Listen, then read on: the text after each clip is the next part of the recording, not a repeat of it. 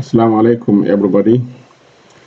Welcome to our 6th lecture on the course Introduction to Artificial Intelligence. This lecture is titled Knowledge Representation and Reasoning. The objectives or the topics are: first, we discuss briefly about knowledge-based agents. Then we take a look at an example which is actually a classical game called Wumpus that is normally used to illustrate some of the ideas discussed in this lecture. And then we discuss about logic. Logic is the main language that is used in knowledge representation. So we'll talk about logic generally, and then specifically we shall concentrate on the propositional logic. This is the simplest type of logic which is used for knowledge representation. And this is the one we're going to use for this lecture. Now, among the things that knowledge agents are supposed to do, apart from maintaining a knowledge base, is that they should be able to do what is called inference.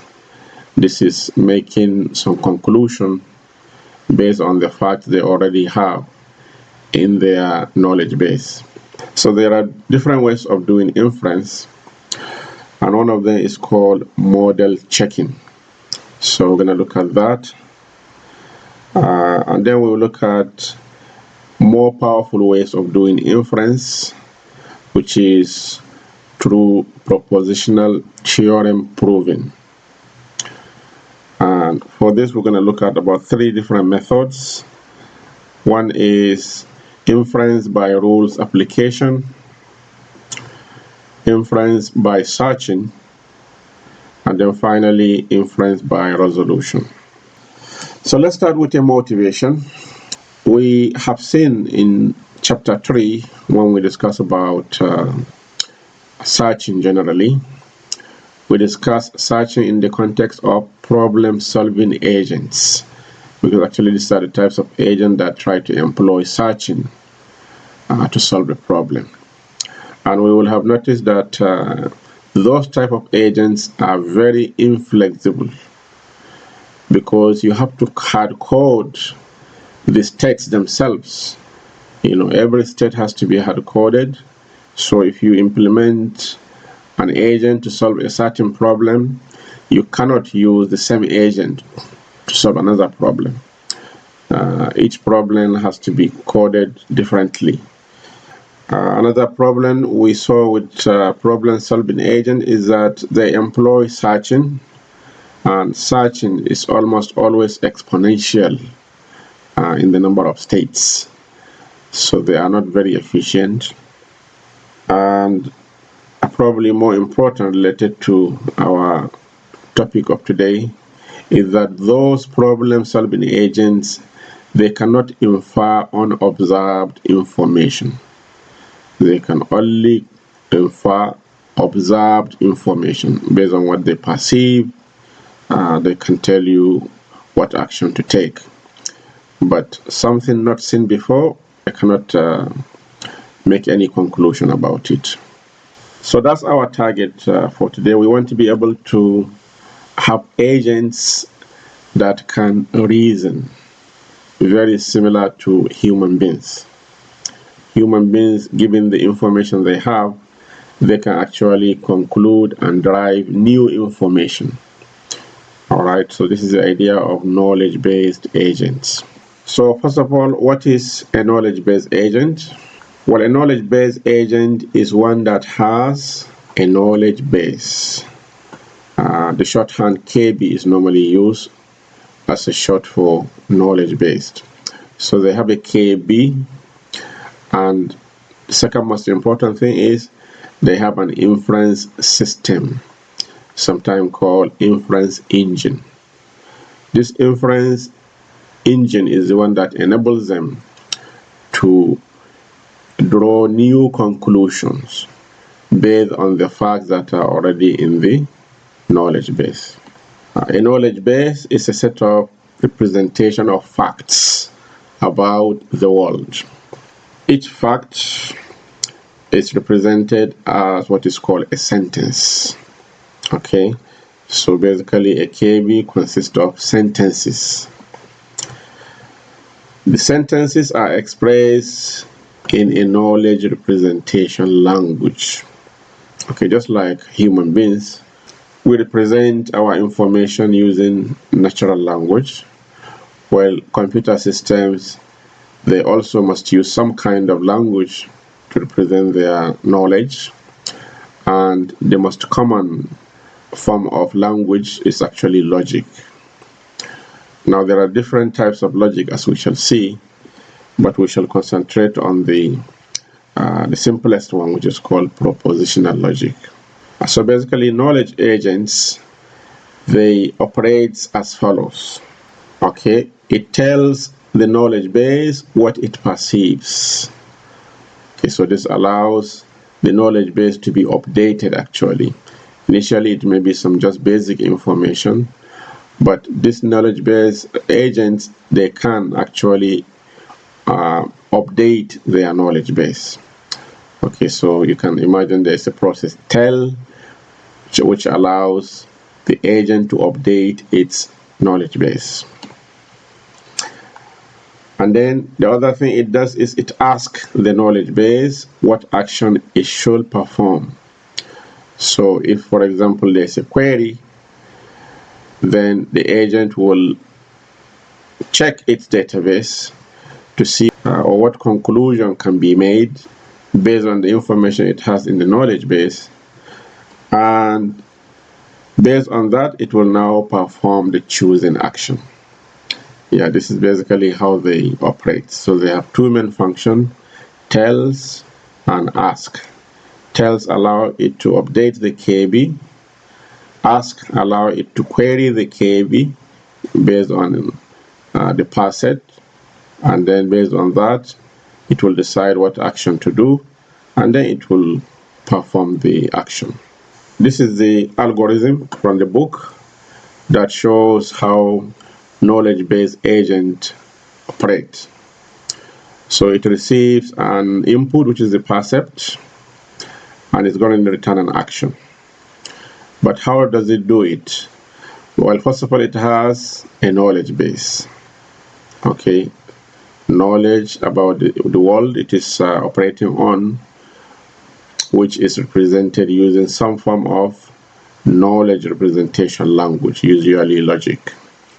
Okay, and it also maintains a counter T, initially 0.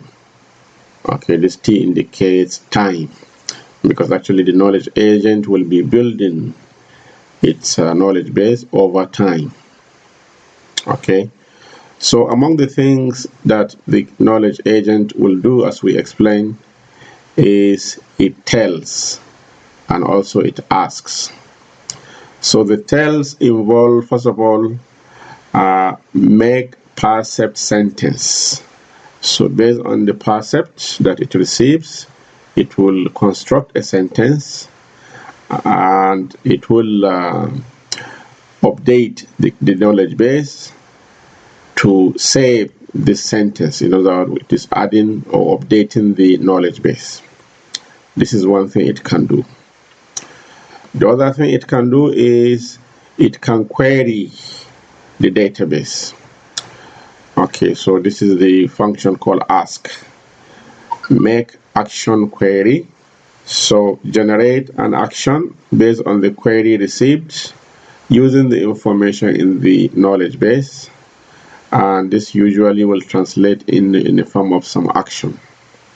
The next thing is make action sentence, because this ask actually allow it to generate some action, and the conclusion that led to that an action also have to be used to update the database. So update, make action sentence, that sentence needs to be updated in the knowledge base. Okay, all right, so then it will update its counter, and then it will return the action. This is basically how they operate. We will see example later to make it more clear. But before we continue with knowledge representation and different types of inferences that can be done, let us look at the Wumpus world. The Wumpus world is a classical computer game that is normally used to illustrate the idea of knowledge-based agents. The agent in this game explores a cave consisting of rooms which are connected by passageways.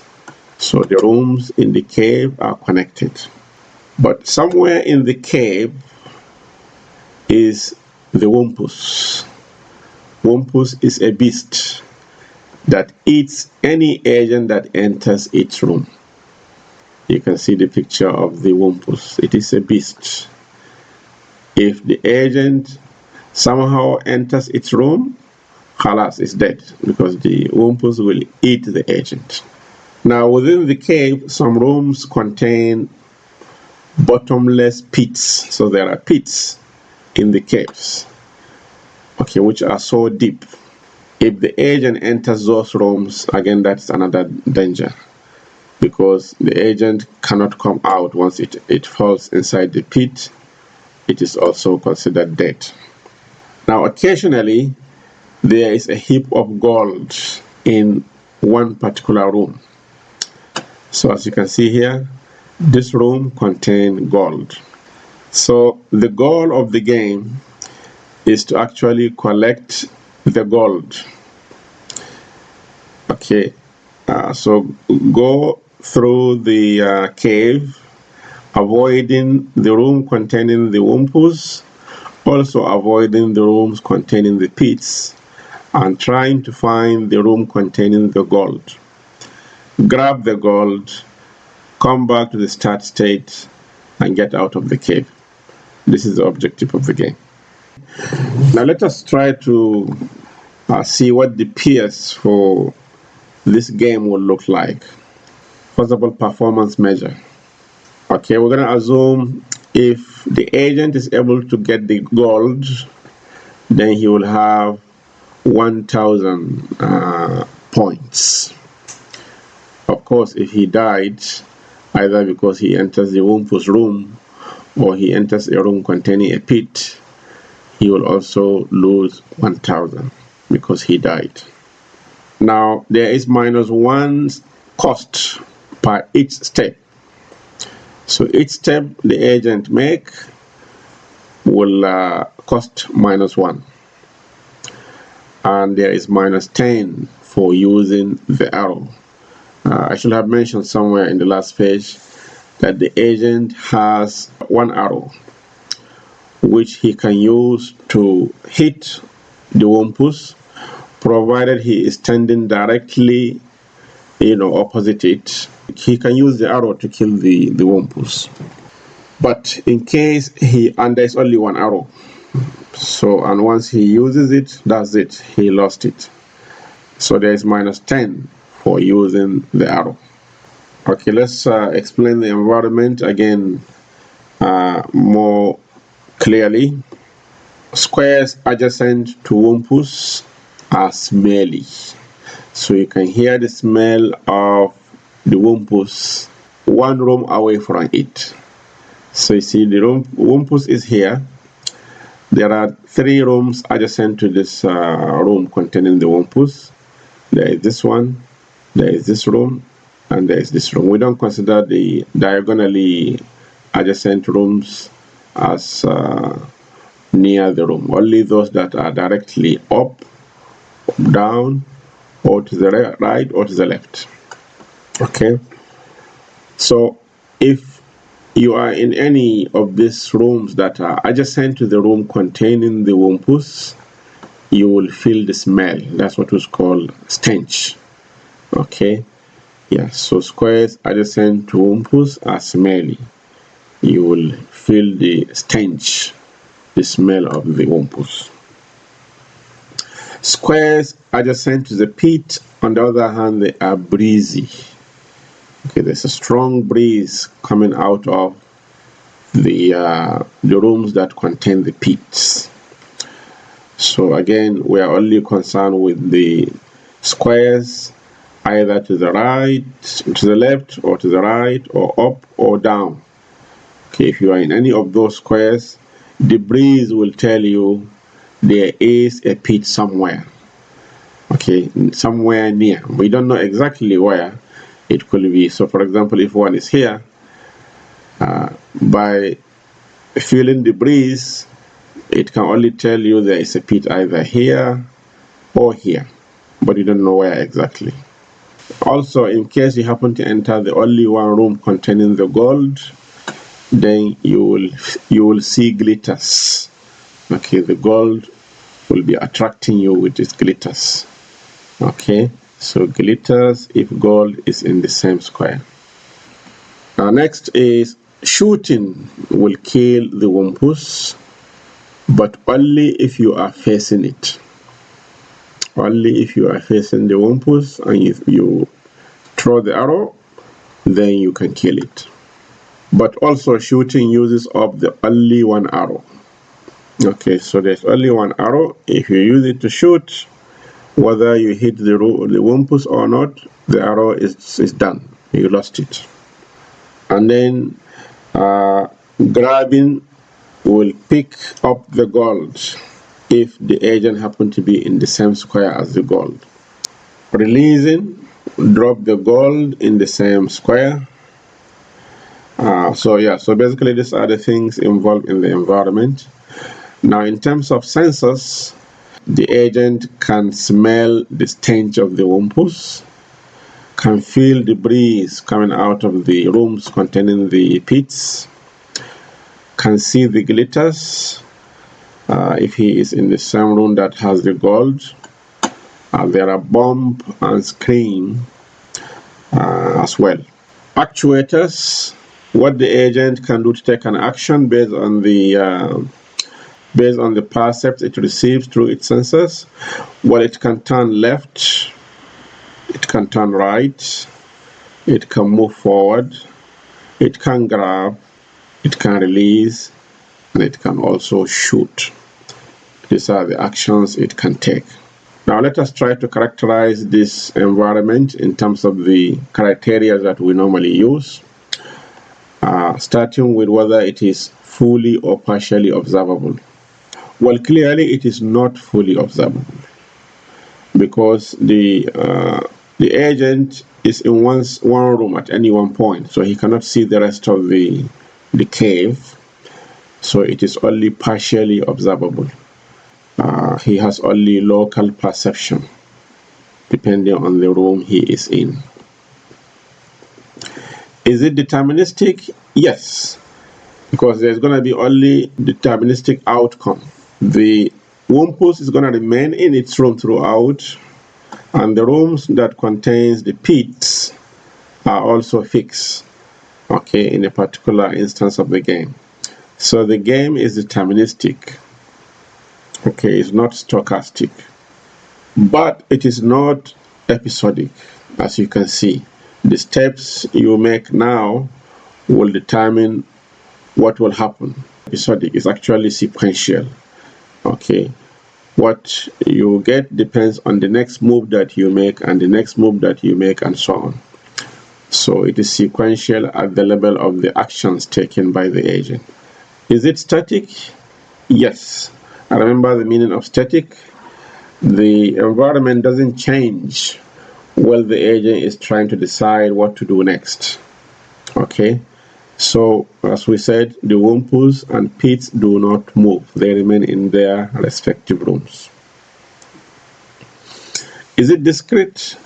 Yes, it is discrete. And obviously, of course, it is single agent because the Wumpus is not going to be moving. It's in one place. So the agent itself is the only one actually doing this game. Let's try to explore the Wumpus world and see how it works. Right? These are some keys to tell us what the situation is. If we put A in a square, it means the agent is there. B means there's a breeze. G means there's a gold. OK means the room is safe. Okay, P means there's a pit in the room. S means there's a stench, a smell from the Wumpus. And W means there is a Wumpus in the room. Okay, so let us say this is the starting square. So obviously the agent will start from that square. And the starting square is normally okay. There is no pit and there is no Wumpus in the starting square. Otherwise, there's no way the agent can move. Okay, so the starting square is assumed to be okay. Okay, so the question is, what about the neighboring square? The neighboring squares obviously are this one. So if this is 1, 1, this is considered to be 1, 2, and it's considered to be 2, 1. Okay, yeah. So we know the square he started is okay. But what about the adjacent squares? The adjacent squares are also safe because while he is here, he didn't smell any stench. So there is no Wumpus here and there is no Wumpus here.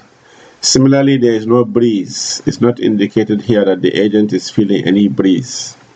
So there is no pit here and there is no pit here. Okay, so suppose the agent therefore decided to move up to square 1, 2. Here, he immediately feel a smell, stench. So what does that tell the agent if he feels a smell here? Obviously, it means there is a Wumpus either here or here. Okay, that's what it means. I'm using question mark here. There is possible Wumpus here and there's a possible Wumpus here. Which of this the agent doesn't know at the moment. So let's say he came back because he cannot decide. He knows that the starting square was okay and also the neighboring right one is similarly okay. The question is, what does he feel when he came here? Well, he feel breeze. There's a breeze. Okay, there's a breeze in this square 1, 2, 2, 2, 1. Okay, 2, 1. 2 is for the x and 1 is for the y. So there is a breeze here. And what does that tell the agent? Well, if there is a breeze, it means the neighboring squares contain a pit. Well, there are 3 neighboring squares, 1, 2, 3. And obviously the starting square doesn't have a pit. So there is a possible pit either here or here. Okay, very good.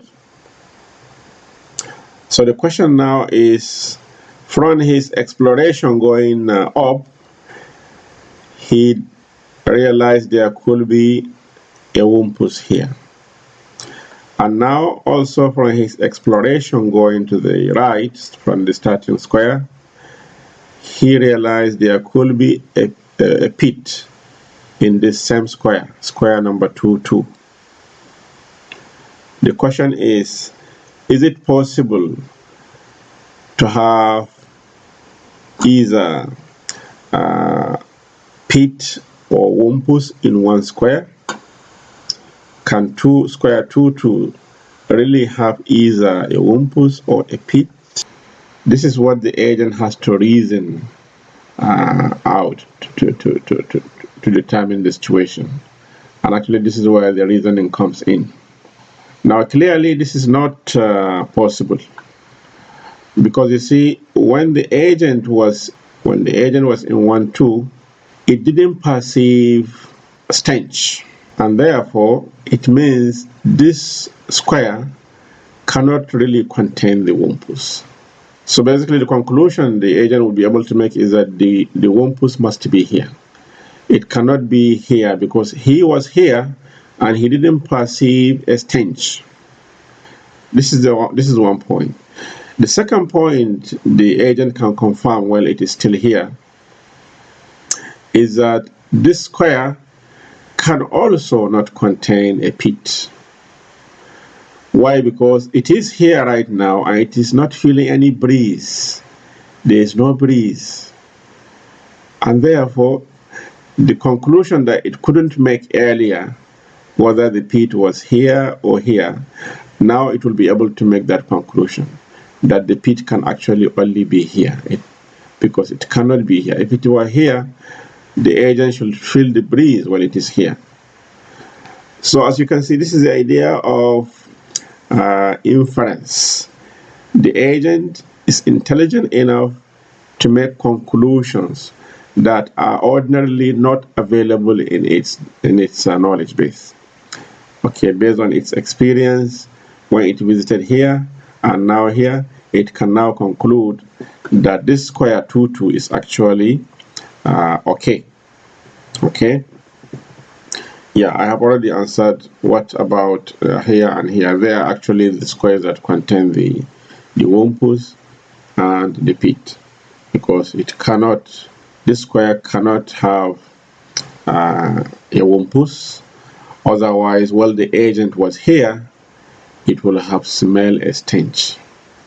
Similarly, this square cannot contain a pit, because when the agent came here, there is no breeze. So the conclusion must be that this square contains the Wumpus and this square contains the pit. And therefore the agent can now conclude this square is okay. So it can now move there and continue its search. Actually, in this case, it is easy now, because when it is here, it will perceive that there is nothing, no stench, no breeze. And therefore this square is okay and this square is okay. So actually it will just come here and then fire its arrow to kill the Wumpus. And in our simple example, it will actually find that this is the room that contains the gold. So it will grab the gold and come back to the starting square and get out of the cave. Okay. So this is the idea of the Wumpus world. It shows you how an agent can actually use the input that is already in the database to derive some conclusion that are not there in the database originally. Of course, now once it makes any cell, once it realizes any cell is okay, it will update that information in its database or in its knowledge base, and so on. Okay, so we'll come back to this example many times in this lecture, but now we'll start the topic of logic. Finding the gold in the Wumpus game involves logical reasoning, as we just explained. Logics are the formal languages that are used for representing information such that conclusion can be drawn. In the previous example, we were doing the explanation of the knowledge using English, but a computer agent need to have a formal way of representing this knowledge in a way that it can understand, and which is more formal. Okay, so logics are normally used, and there are various types of logics, but the common thing among them is that they involve syntax and semantics.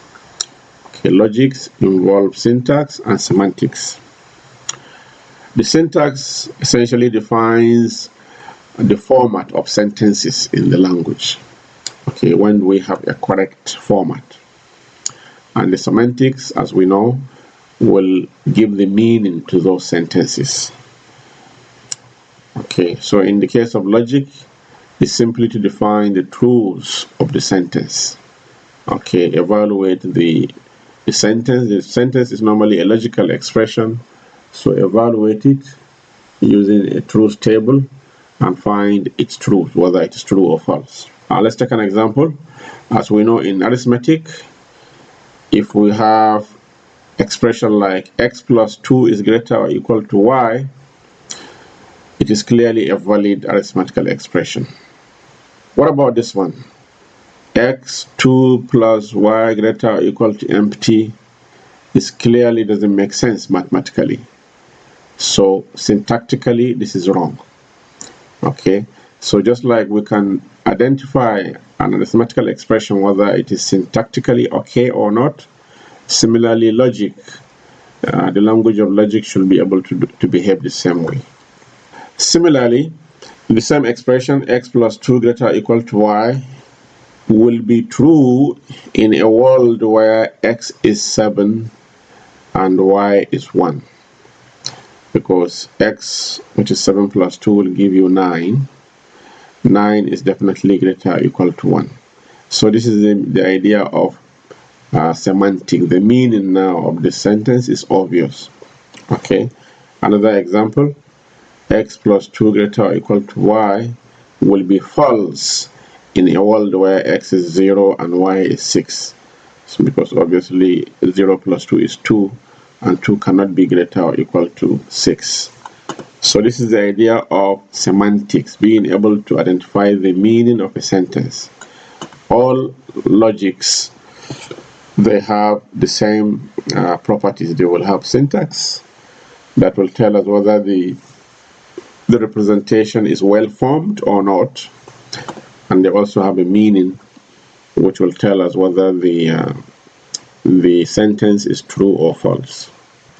Okay, now before we decide which logic we're going to use, let's define some basic terms. And the first basic term we need to define is called entailment. Entailment simply means that one thing follows from another. Okay, and it's represented like this. KB, the knowledge base, entails some sentence alpha. Okay, knowledge base entails sentence alpha if and only if alpha is true in all worlds where KB is true. This is the meaning of entailment.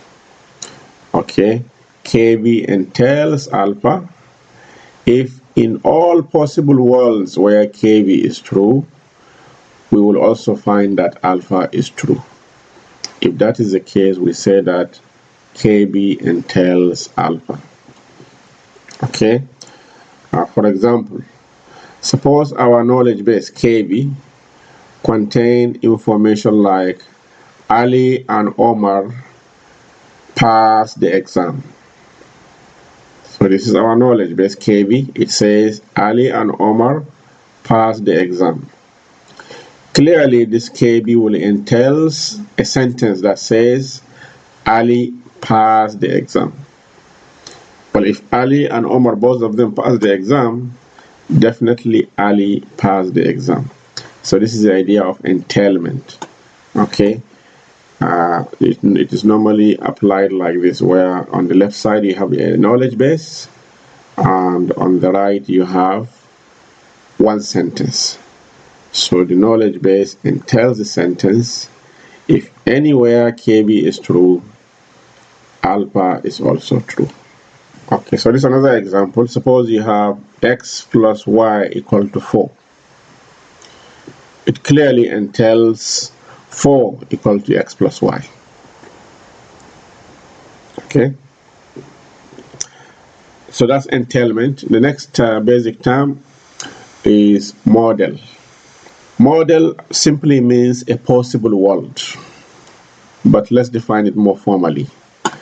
Logicians typically think in terms of models, which are formally structured worlds with respect to which truths can be evaluated. Okay, so some world with respect to which you can evaluate whether we have a true, whether a sentence is true, or whether a sentence is false. Now we say that M is a model of a sentence alpha if alpha is true in that model. Okay, M is a model of a sentence alpha if alpha is true in that model. And the set of all models for which alpha is true is represented as this, M of alpha. Okay, set of all models of alpha. That is, set of all models for which alpha is true is represented as M of alpha. Now KB entails alpha if and only if the model of KB is actually a subset of the models of alpha. Okay, yeah, so this is another statement we should be clear about.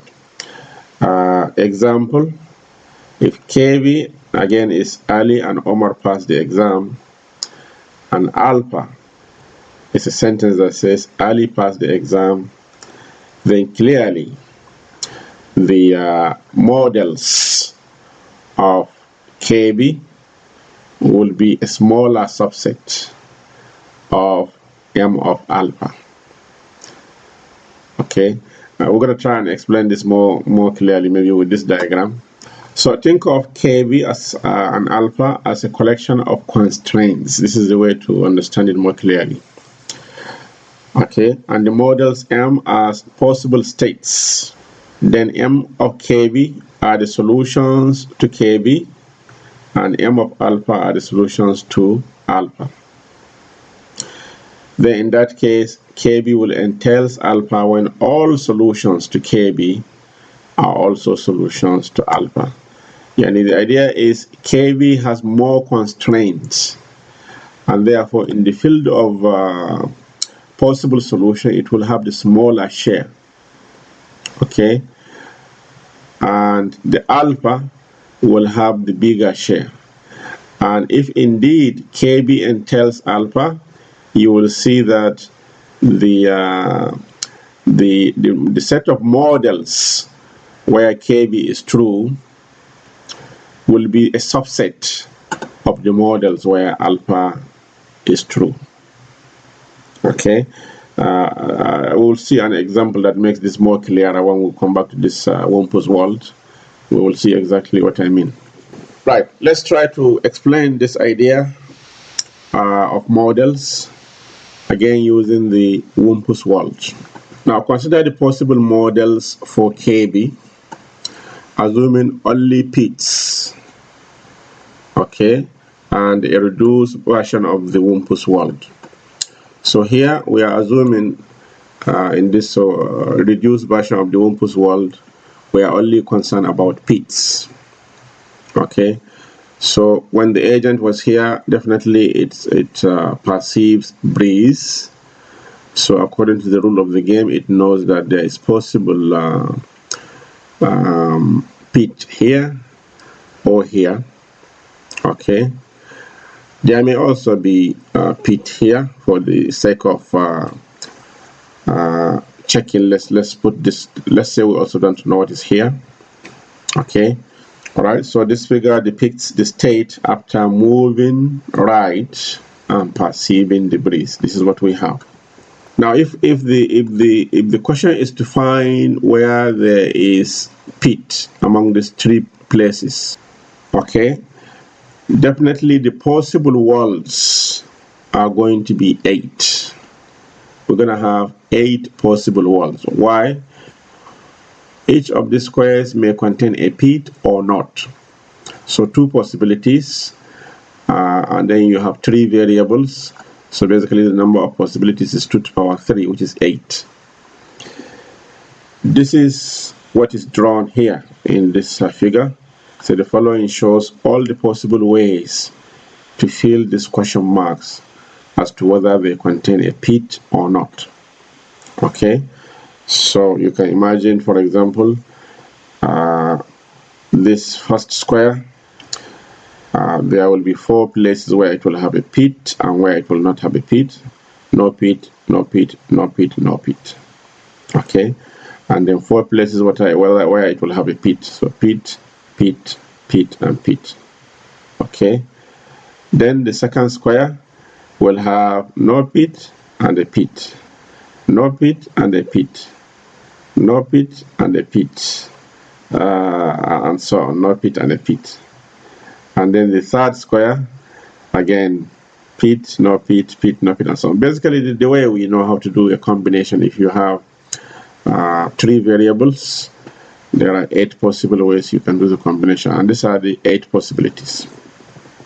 So what we are going to try and do here is to show you how the set of models for our knowledge base, how it is related to the set of models for one particular sentence, so that you can see that the set of models of the knowledge base is usually a smaller subset.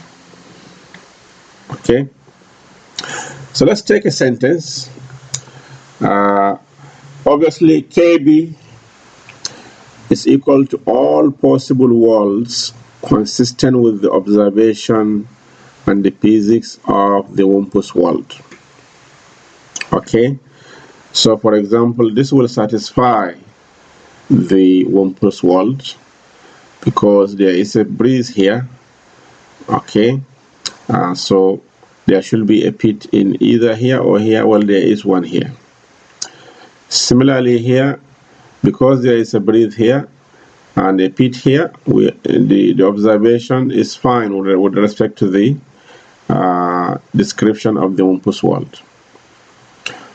And the same thing here, the pit could be in both of these, but pit cannot be here in the knowledge base. Okay, so these 3 out of the 8 possibilities will be the possible worlds for the knowledge base. This other 5 cannot be. Why? Because you see the starting square is usually okay. So if it is okay, then we cannot have either a breeze or a pit in its neighbors. So this cannot be true in the knowledge base.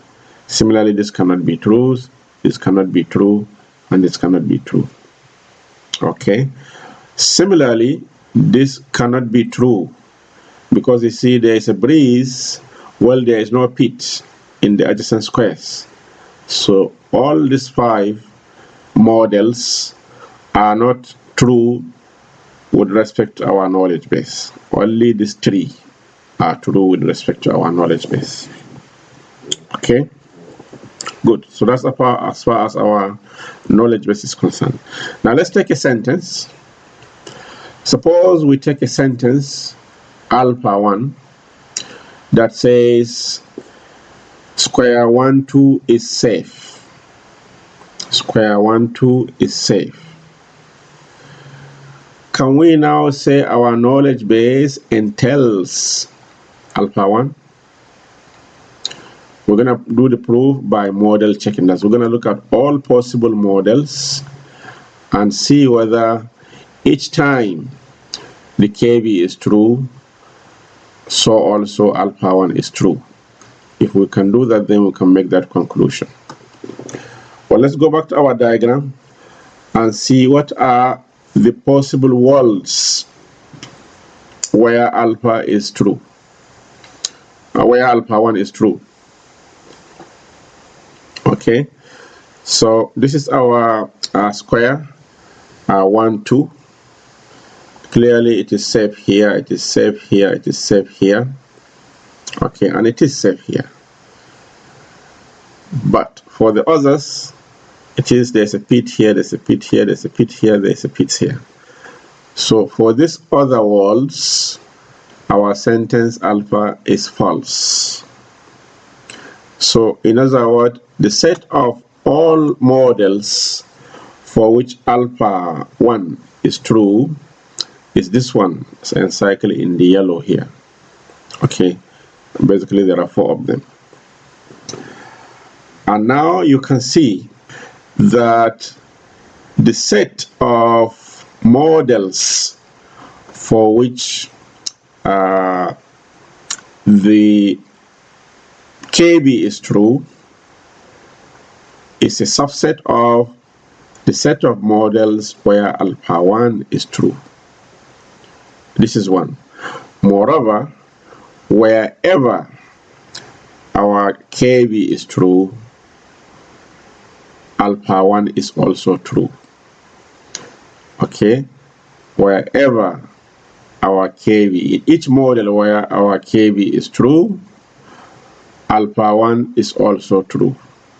As you can see, And therefore we can conclude in this case that our knowledge entails alpha 1. So this is the meaning of entailment. The knowledge entails alpha 1. Okay. Again, to properly explain this more clearly, let's take the opposite, where a certain sentence cannot be entailed from our knowledge base. Suppose we take another sentence, alpha 2. Now alpha 2 says square 2 is safe. Okay, this is square 2.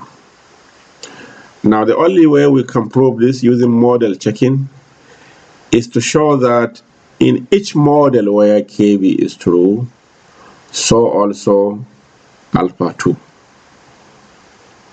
Okay, so let's look at our KB, the models for our KB, and there are still 3, as you know.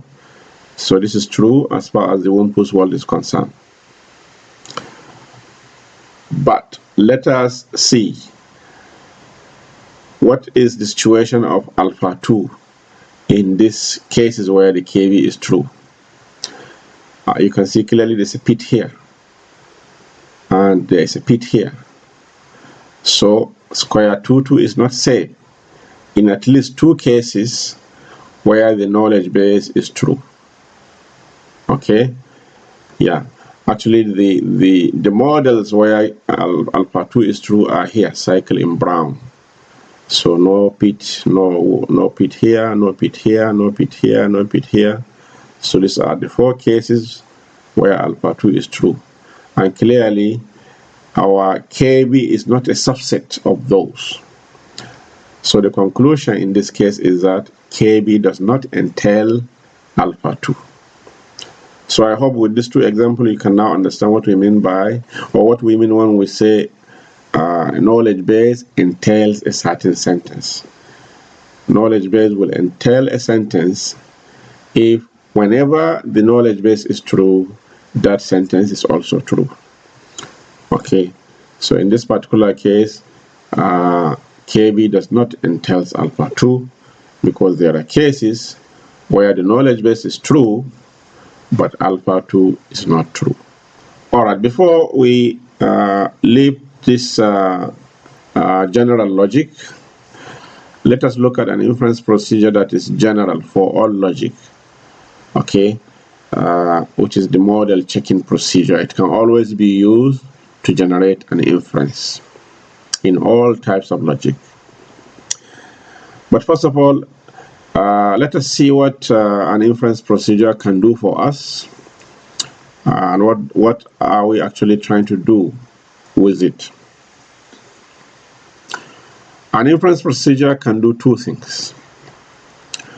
First, given a knowledge base, it can generate new sentence alpha entailed by the knowledge base KB. Okay, so it can help you to deduce another sentence alpha based on the information already in the knowledge base. Second, given the knowledge base and another sentence alpha, it can be used to deduce whether or not alpha is entailed by KB. So these are the 2 ways we use inference procedures, either to generate a new sentence or to check whether a sentence is entailed by the knowledge base. The notation that you are seeing here is used to denote that a sentence alpha can be derived from the knowledge base KB by a procedure I. So this is how you read this sentence, that procedure I can derive a sentence alpha based on the knowledge base KB. Okay, this is how to read that notation. Now, 2 important things about inference procedures. We normally want them to be sound, and also we want them to be complete. So what does sound means? an inference procedure I is said to be sound if whenever it generates a sentence alpha, it is also true that KB entails alpha. Okay, so essentially saying the procedure always generates sentences that are entailed by our KB. Okay, in other words, no wrong inferences are generated. But maybe it may not generate all the possible inferences, but if it generates one, the one it generates will normally be entailed by our KB. So if a procedure I is always like this, it is said to be a sound inference procedure. The second property that is important with respect to inference procedures is completeness. So an inference procedure I is said to be complete if whenever KB is entails some sentence alpha, it is also true that our procedure I can generate that sentence alpha. Okay, so all inferences can be generated by this procedure. Okay, but maybe some wrong ones are generated as well. But the idea is if we have a valid sentence which is entailed by our KB, then our procedure can generate that sentence. If that is the case, then our procedure is said to be complete. We shall come back to these two properties later when we look at different ways to develop an inference procedure. But for now, we're going to move to propositional logic.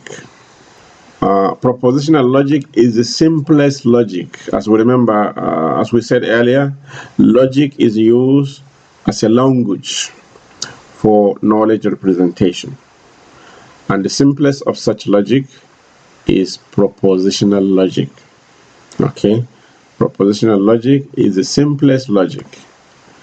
It consists of syntax, semantic, and entailment. Those are the three properties that are provided by this type of logic.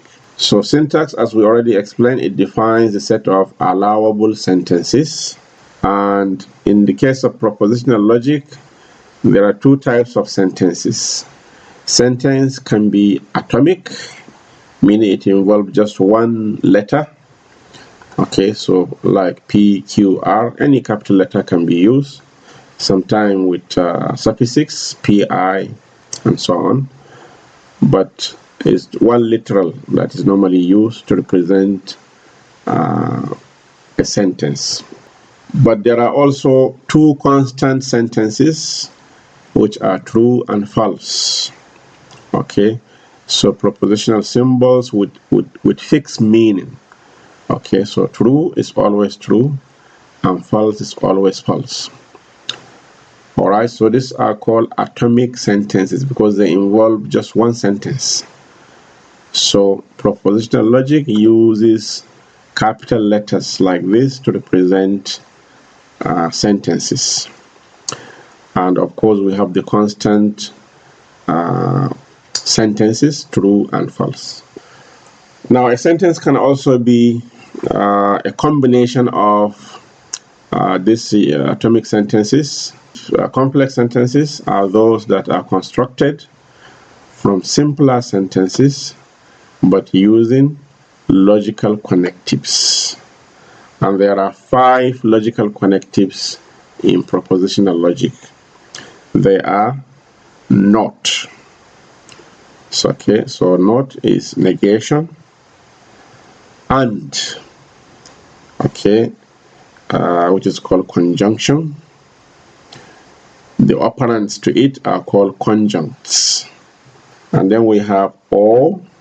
This is the symbol normally used for or. The operands are called disjuncts. Okay, the operation is called disjunction. And number 4 is implication, sometimes called conditional.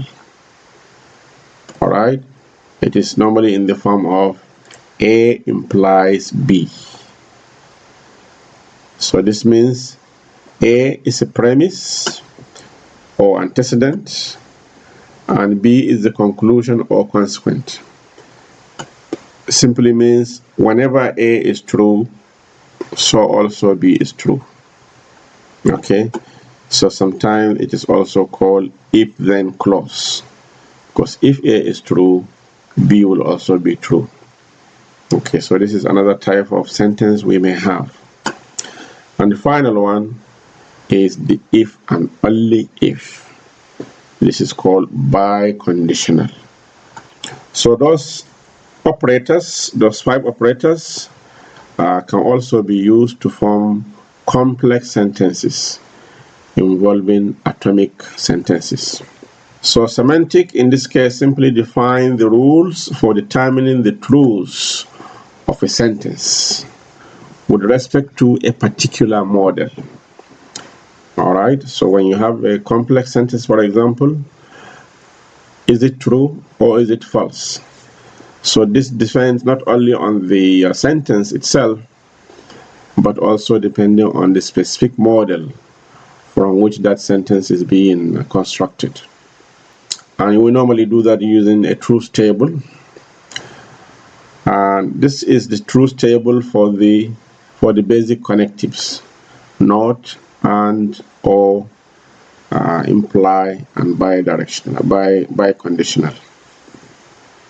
So assuming we have 2 sentences, P and Q, so these are the possibilities. Because we have 2 variables and 2 possible values, it means we can have 4 possible combinations: both false, both true, and then one false, the other true, or the other true and the other false. These are the possible combination you can have for 2 sentences that can take a value of true or false. So the question is, what is the meaning of this complex sentences which are formed by applying each of those connectives? So obviously the not is obvious. It will conform to our intuition. It just negates the P. So if P is false, as it is in these 2 cases, not P will be true. And if P is true, as it is in these last 2 cases, then not P will be false. It simply negates the P. And it's also obvious. The sentence P and Q will only be true if both of them are true. As in the last case here, both P is true and Q is true, and therefore P and Q will be true. Any other combination will give you false. Alright? The O is also obvious. P or Q. So if either of this is true, we're going to get true. But I need to emphasize here, actually, we are concerned with the case where, so this connector here, or this connective here, is actually should be interpreted as if either or both are true. Yani it's not an exclusive or. Okay, in exclusive or, even this one will be false, because only one of them is expected to be true for us to get a true. But here we are concerned with whether one or both are true. If one or both are true, we're going to get true. Only when both are false, we will get false. So, and that happens only in this first case. P is false, Q is false, and therefore P or Q is going to be false. Any other combination will give you true. Okay. The last one, I'll come back to the second, to the imply in a moment. But bidirectional is also very intuitive. We will only get true if both are true or if both are false. So basically, if they are the same. P if and only if Q. So if both are false, we're going to get true. If both are true, we're going to get true. Okay, because you are saying essentially they are the same as each other. If one is false and the other is true, we're going to get false. So this is very intuitive. The one that may not be too intuitive is implied, particularly in the case where P is false. Okay, if P is true, it is intuitive, because if P is true, we just need to check, is Q also true? If it is true, then we're going to get true. If it is false, we will have false. Okay, the one that may not be too clear is, what if P is false? What if P is false? Well, if P is false, we are not making any claim about Q. Okay, because here it says, if P is true, then Q is also true.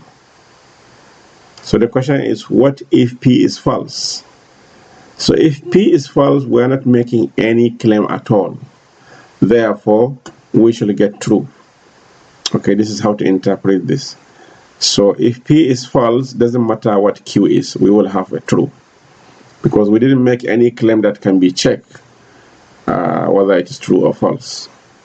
All right, so we just leave the answer as true. This is the emphasis being made here, that implication is always true when the premises are false. If the premise is false, then we are not making any claim. But if you do not make any claim, you cannot say false.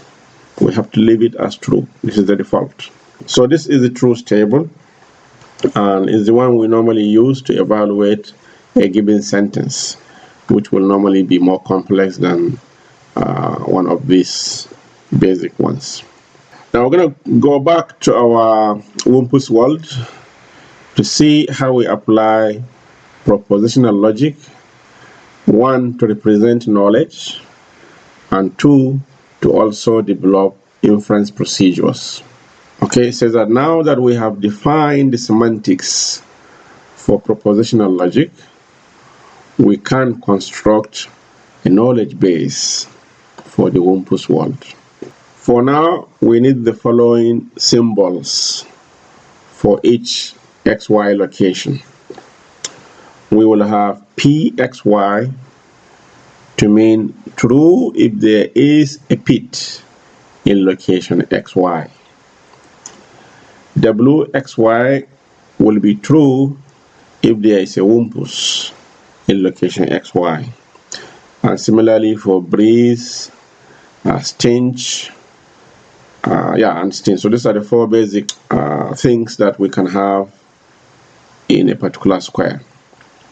So this forms our atomic sentences using propositional logic for the Wumpus world.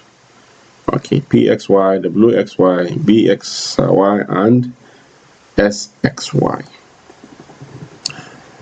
The following sentences will suffice to help us derive the inference that says not P12. Not P12 means there is no pit in location 12. First of all, we know from the definition of the Wumpus problem that there is no pit in 11. 11, the starting square is always safe. So if we call it our sentence number 1, call it R1, clearly we can represent it as not P11, meaning there is no pit in square number 11, in location 11. Okay, so we know that. A square is breezy if and only if there is a pit in a neighboring square. Okay, so this is again one of the rules of the Wumpus game. Whenever you feel a breeze in a square, we know that there is a pit in the adjacent neighboring square. And therefore we can conclude based on this rule that B11 will contain a breathe. The B11 is our starting point. If and only if there is a pit in 1-2 or there is a pit in 2-1. So this knowledge we can represent it using this sentence. Another sentence we can derive with respect to breathe for 2-1. So this is 2-1. So there is a breathe in 2-1 if and only if, according to this rule, the neighboring squares of 2-1 are 1, 2, 3. So if there is a pit in 1-1, or there is a pit in 2-2, or there is a pit in 3-1. Okay, so this is how we use propositional logic to represent the knowledge. Now, specifically for the Wumpus world that we discussed earlier, the one that has this diagram, we know that there cannot be breathe in the starting square 1-1. So we know that not B11 is true, meaning there is no breathe in location 1-1. Similarly, we know that there is a breathe in 2-1. There is a breathe in 2-1. Okay, so this is basically how we use propositional logic to represent knowledge. Okay, so we are representing them as sentences. So far we have constructed 5 sentences, R1 to R5. Okay, so next we want to see how we can generate new facts from the knowledge base. Okay, basically how we can do inference. And one way we can do this is by model checking. So our goal now is to decide whether our knowledge base, based on the 5 sentences we have discussed in the previous slides, whether our knowledge base will entail some sentence alpha. Okay, for example, let's say our alpha is not P12. Okay, we want to prove that there is no pit in cell 1-2. Can we generate this fact simply based on our KB, our knowledge base, based on the 5 sentences we derived earlier? So our first algorithm for inference is called model checking approach. And this approach is a direct implementation of the definition of entailment. If you recall the definition of entailment, it says a knowledge base entails a sentence alpha if alpha is true in all models where KB is true. So we have to generate all possible models, identify those in which KB is true, and then check whether alpha is also true in those. Okay, if that is the case, then we can say the knowledge base entails alpha. Yeah, so that's what I'm saying here. We're going to enumerate all the models and check that alpha is true in every model in which KB is true. Now, in our Wumpus world example, the relevant proposition symbols are what we have here. Okay, 1, 2, 3, 4, 5, 6, 7 of them. Basically, possibility of breathe in 1-1, possibility of breathe in 2-1, and possibility of pit in the 5 squares that we have here. So P11 is there a pit here, P21 is there a pit here, pit 22, and pit 12, I skip this one, and finally is there a pit in 3-1. Okay, these are the possible sentences that we have in our knowledge base. So if we want to prove this sentence is true, we have to generate all possible worlds that can be generated from these 7 sentences, and then check among them which are true with respect to our KB. This is step 2. And then step number 3, check in all those situations where KB is true, is alpha also true? If yes, then we can conclude that the KB entails alpha. So this is the idea. Now if you have 7 items and we are trying to check for one of 2 things based on these 7 items, basically you're going to have 2 to the power 7 possible combinations. Okay, so that's what we are saying here, that with 7 symbols there are 2 to the power 7, which is 128 possible models, and in 3 of these sentences KB is actually true, as we can see in the next slide. So if you put all those 7 items, and then now you look at the sentences, and then you look at the KB, okay, because the KB is a combination of these sentences, the 5 sentences that we formed earlier, R1 and R2 and R3 and R4 and R5. And you will see that there are only 3 cases where KB is true among this 127 possible combination. Okay, only 3 cases as underlined here. Okay, so we have found models where our KB is true. The question is our sentence not P12 also true in these 3 cases where KB is true? So let's look at P12. You can see that P12 is false in each of those 3 cases, meaning not P12 is actually true in each of these 3 cases, and therefore clearly our KB entails our alpha, the alpha being not P12. Okay, yeah, so this is what is being said here. In 3 models where KB is true, not P12 is also true. Hence there is no pit in 12. Okay, in other words, our KB entails this sentence. On the other hand, P22 is true in 2 of the 3 cases where the KB is true, and false in 1 of them. So we cannot make any conclusion at this point based on these 5 sentences.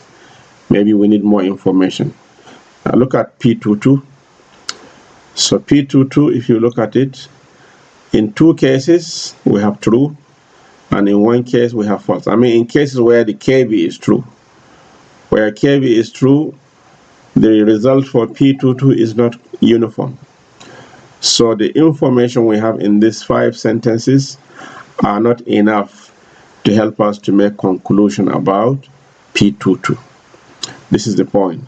But at least it gives you an idea now how this model checking works. You have to actually enumerate all the possible combinations, and then check those for which your KB is true, and then check your alpha whether it is also true. And based on that, you can make the conclusion whether the KB entails the alpha or not. The following shows a general model checking algorithm for deciding entailment in propositional logic. What we just did manually there, this is the algorithm for doing it. It's called TT entails. So TT entails will take as input the KB, the knowledge base, and a sentence alpha. So the idea is to return true if KB entails alpha, or false otherwise. The input to the algorithm, of course, is the KB, the knowledge base, and alpha, the query or a sentence in propositional logic that we wish to test whether it is entailed by the KB. Okay, the algorithm also has symbols, which is a list of atomic proposition symbols that are in KB and also in alpha. And this main procedure actually calls a recursive procedure here, which is called TT check all. So it will pass to that one the KB, the alpha, the symbols, and an empty set. Okay, this empty set is the one that is going to be used to identify all models for which KB is true. Alright, so this is the recursive procedure. As you can see, it receives those 4 variables, including the model, initially empty, and it's going to return true or false. So the first thing it does is it checks, is symbol empty? Because if we have finished with all symbols, then we are done. Okay, so if it is empty, we're going to check for each case where we have true, comparing the KB and model. So in other words, for each model where KB is true, return also true if alpha is also true in those models. Okay, else we return true. In other words, if KB is false, we're not making any claim, so we're going to return true. So always return true if KB is false. Okay, but otherwise, we will return true whenever KB is true in a model and also alpha is true. Okay, this is if we have exhausted all the symbols. But if we have not finished all the symbols, then we're going to do a loop. Okay, so we pick one symbol, okay, the first symbol from the list of symbols, and remove it from the rest. So rest will become the rest of the symbols. And with this symbol that we pick, we're going to check all KB, alpha, test, model, union P equal to true. Okay, so if you take that P as true and you do the checking, whatever you get, also AND it with the case where P is false. If both are true, then we're going to return true. But if any one of them is false, now we're going to return false.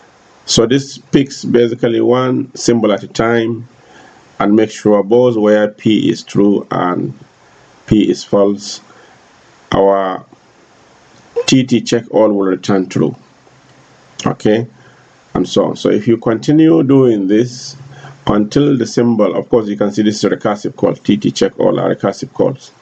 So eventually we will come in with a case where there are no more symbols to deal with.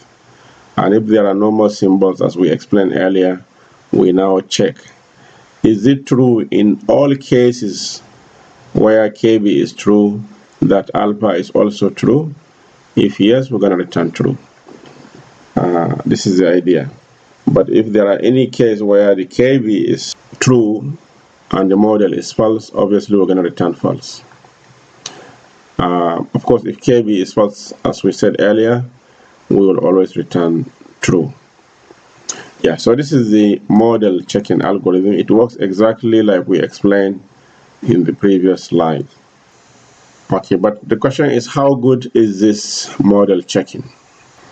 So like backtracking search, which we saw in CSP, constraint satisfaction problems, TT entails perform a recursive enumeration of a finite space of assignments of symbols. As you saw, it is basically picking one symbol at a time and trying to assign values, both true and false, to them and see what the model will say. So it behaves very much like the backtracking search algorithm. Therefore, the algorithm is sound because it implements directly the definition of entailment. It is also complete because it works for any KB and alpha, and it will terminate at some point because there are only finitely many models to examine. So it will reach the goal if the goal exists, and therefore it is complete. So the problem is not about soundness or completeness. The problem is this: if KB and alpha contain n symbols, then there are 2 to the power n models to check, and therefore the running time of the algorithm is exponential, 2 to the power n. And this is the problem with this algorithm. There is no issue with the space. Okay, the space complexity is big O of n because it is basically doing depth first, and we know depth first is good in terms of the space. But the problem really is the running time is exponential. Okay, and therefore we need a more efficient algorithm for inference than this basic model checking. And this is what we're going to look at next. How can we improve on this model checking in doing inference?